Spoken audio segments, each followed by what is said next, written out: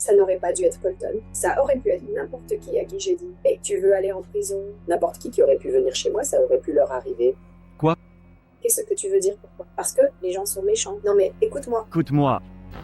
Pas juste une fois, pas 2 fois, mais 3 fois. Tu comprends ce que tu as fait? Tu comprends? Fais-nous juste savoir que tu comprends et que tu t'excuses. Derrière les excuses en larmes et les supplications sincères se cache une vérité choquante.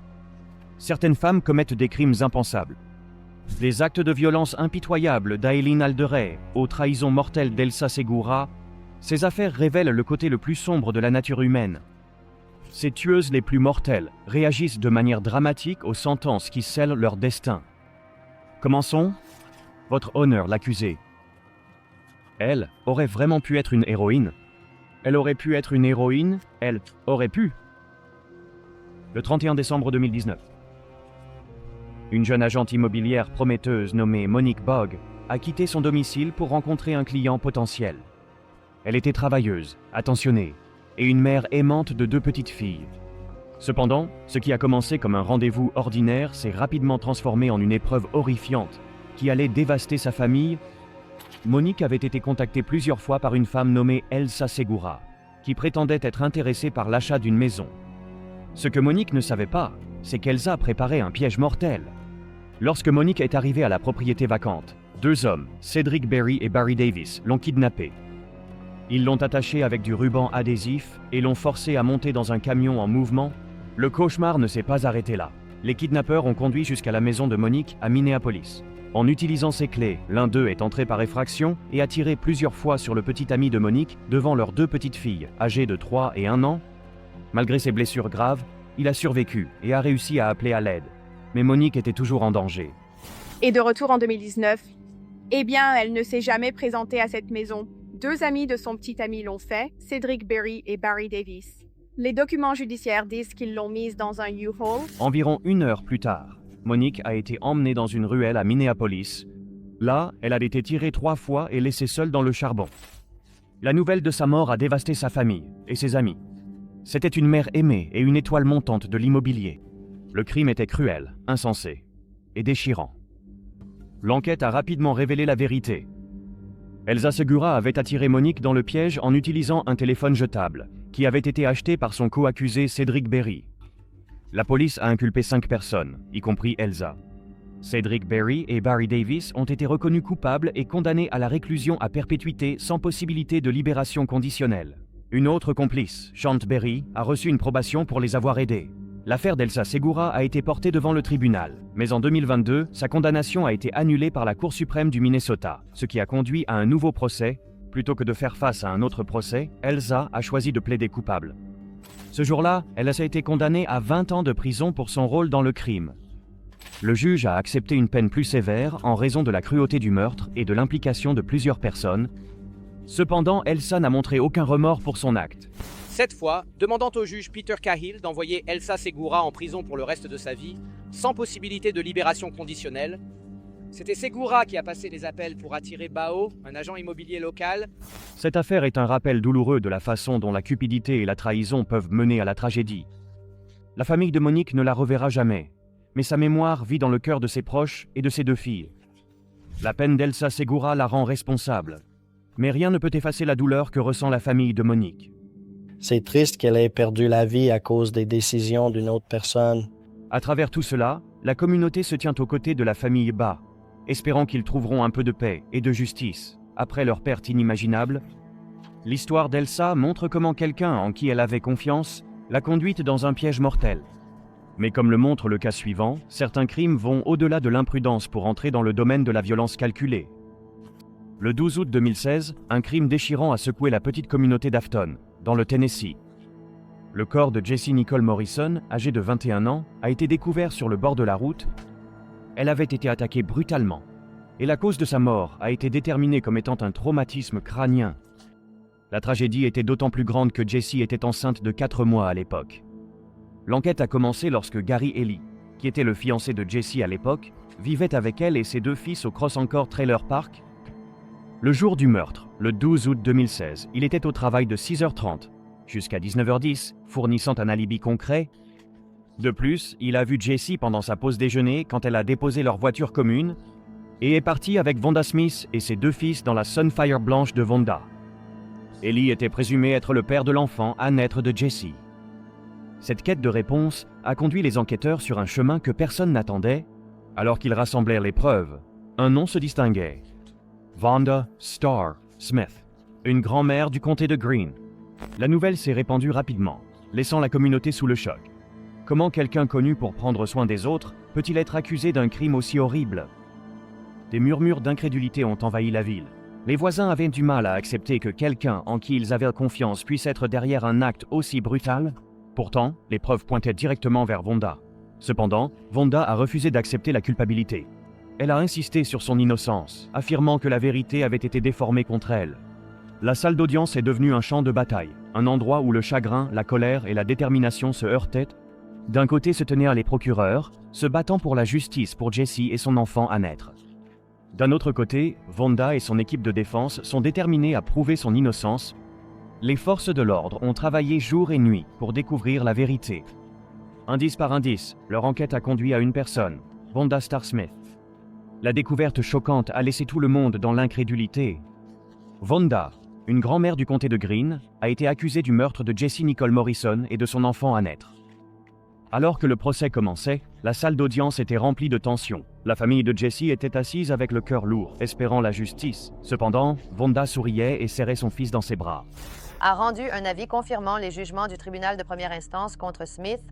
Le ministère public a présenté les preuves, peignant un tableau clair de ce qui s'était passé. Pendant ce temps, la défense de Vonda ripostait, mais la vérité était indéniable. Enfin, le 25 mai 2018, le jury a rendu son verdict. Coupable des 2 chefs d'accusation, la salle d'audience est tombée dans le silence lorsque le juge a annoncé la peine de Vonda, la réclusion à perpétuité pour le meurtre de Jessie, et 25 années supplémentaires pour la mort de l'enfant à naître de Jessie. La nouvelle a suscité un sentiment doux amer. La justice avait été rendue, mais cela ne ramènerait jamais Jessie. Sa famille ressentait le poids de leur perte, sachant qu'il ne verrait jamais plus son sourire éclatant. Elle est très soulagée que les charges aient enfin été retenues et que son arrestation ait eu lieu, en espérant que dans le futur, la justice sera faite. Bien que le procès soit terminé, le souvenir de Jessie est resté vivant dans le cœur de ceux qui l'aimaient. Son histoire est devenue un rappel que chaque vie compte et que la justice aura toujours son jour. Même après sa condamnation, le conflit a continué. Smith a fait appel de la décision, affirmant que les preuves étaient insuffisantes et que ses droits avaient été violés pendant le procès. Elle a soutenu que le tribunal n'avait pas fourni d'informations sur le signal d'un téléphone portable et avait commis des erreurs pendant le procès. Cependant, le 24 février 2021, la Cour d'appel criminelle de Knoxville a confirmé la décision initiale. L'appel de Smith a été rejeté et sa peine de réclusion à perpétuité est restée en vigueur. Et alors que le verdict était lu, des larmes ont commencé à couler sur son visage. Vonda Smith a été reconnue coupable de la mort de Jessie Morrison, âgée de 21 ans, qui était enceinte à l'époque. La communauté ressentait un mélange de chagrin et de soulagement. Jessie et son enfant à naître étaient en partie bien trop tôt, mais la justice avait été rendue. Cette affaire nous rappelle la douleur causée par les crimes violents et l'importance de tenir les responsables pour compte. L'histoire de Jessie ne sera jamais oubliée, et son souvenir vivra dans le cœur de ceux qui l'ont aimée.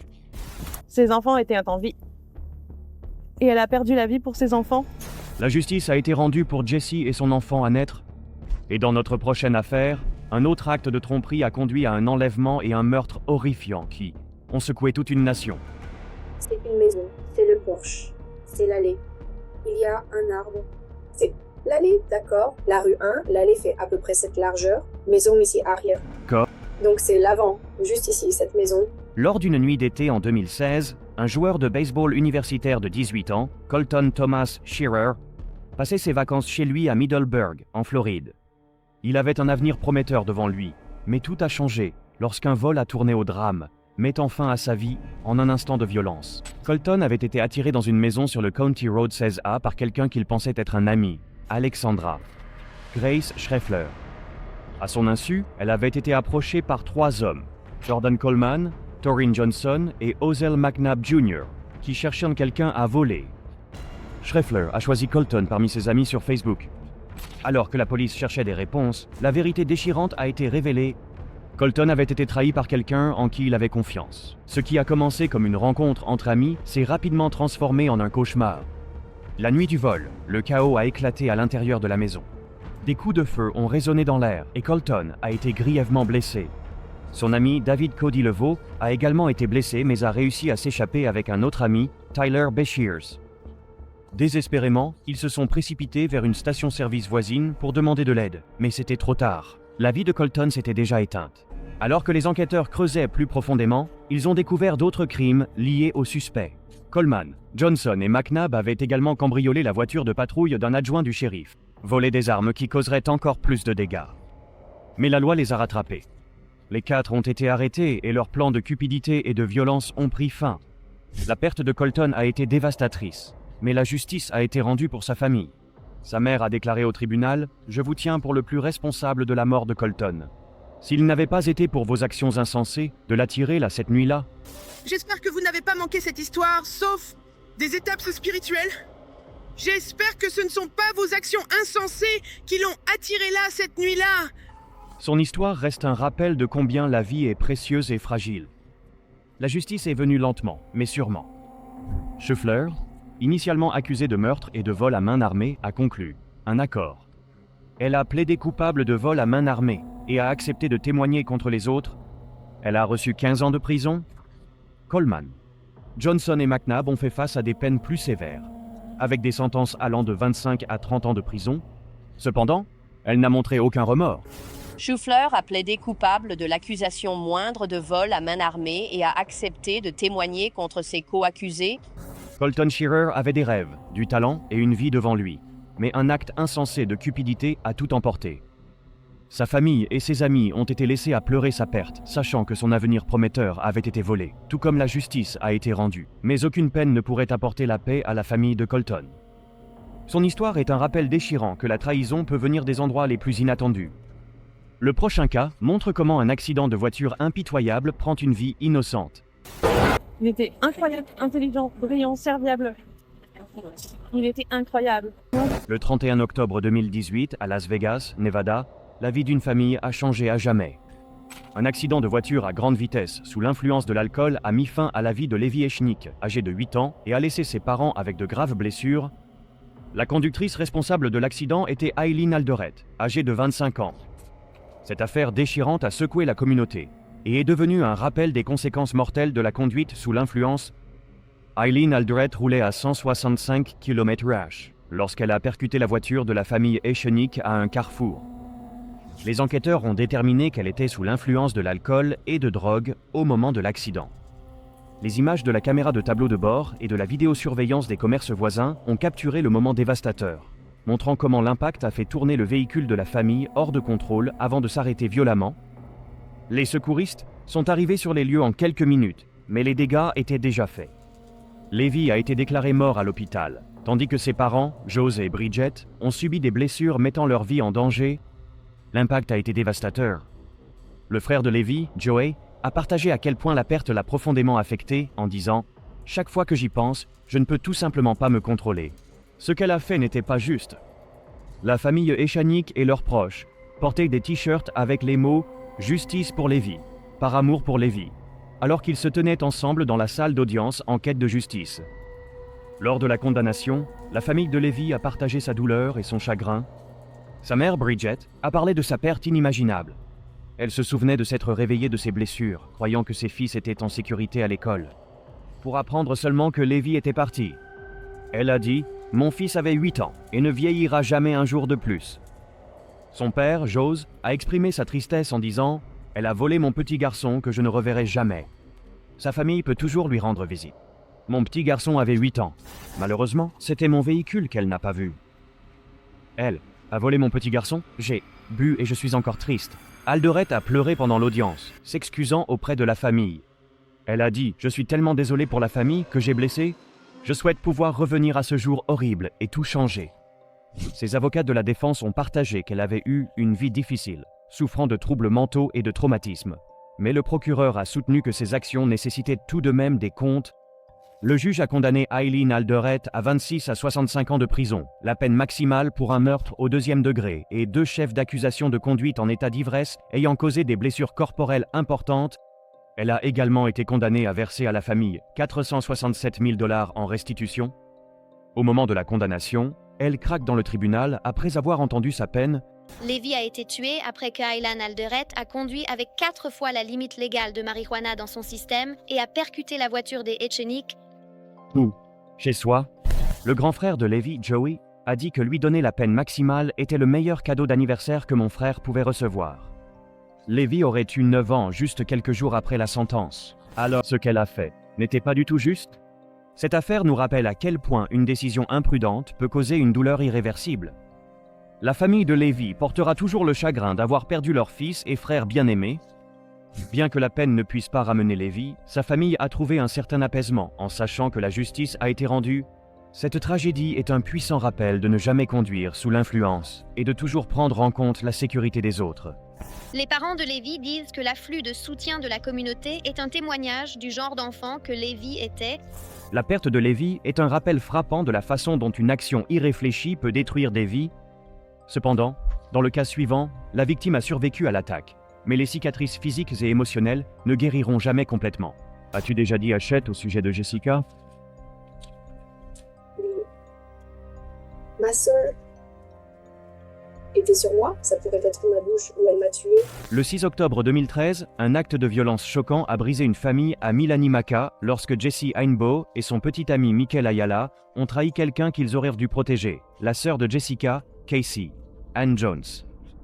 Casey, qui était enceinte de 2 mois, a subi une attaque terrifiante de la part des personnes en qui elle aurait dû pouvoir avoir le plus confiance.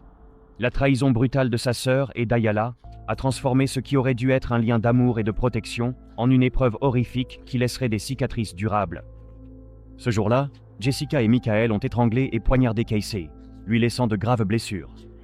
Cependant, la douleur physique n'était qu'une partie de sa souffrance. Sa plus grande peur était pour la vie de son bébé à naître. La police a lancé une enquête immédiate, rassemblant des preuves sur la scène de crime, qui comprenait des objets tachés de sang et un couteau de cuisine identifié comme l'arme utilisée lors de l'attaque.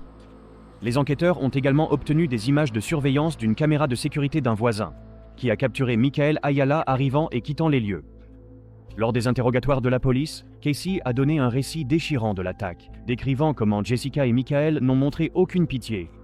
Les rapports médicaux ont confirmé de multiples coups de couteau et des contusions compatibles avec une strangulation, soutenant le témoignage de Casey.